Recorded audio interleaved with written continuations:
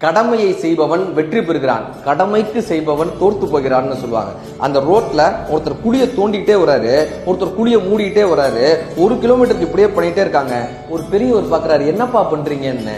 நான் குழிய தோண்டுவேன், நடுவுல ஒருத்தர் மரத்தை நடணும், 3வதா இவர் குழிய மூடிக்கிட்டே வரணும். இன்னைக்கு மரம் நடுறவர் லீவு, அதுக்காக நாங்க எங்க வேலையை பார்க்காம இருக்க முடியாதுல்ல. நான் குழிய தோன்றேன், அவர் மூடிட்டே வராரு, மரம் நட்டா நடுறாங்க, நடாட்டி போறாங்க அப்படின்னா.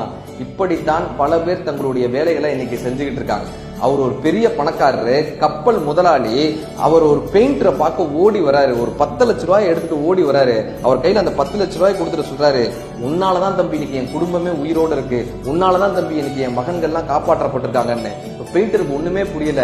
அவர் சொல்றாரு, நேத்திக்கு நான் ஒரு போட்டை உன்ட்ட பெயிண்ட் அடிக்க கொடுத்தேன்ல, அந்த போட்டை எடுத்துட்டு எங்க பசங்க எல்லாம் இன்னைக்கு கடலுக்கு போயிட்டாங்க என்கிட்ட சொல்லாமலே.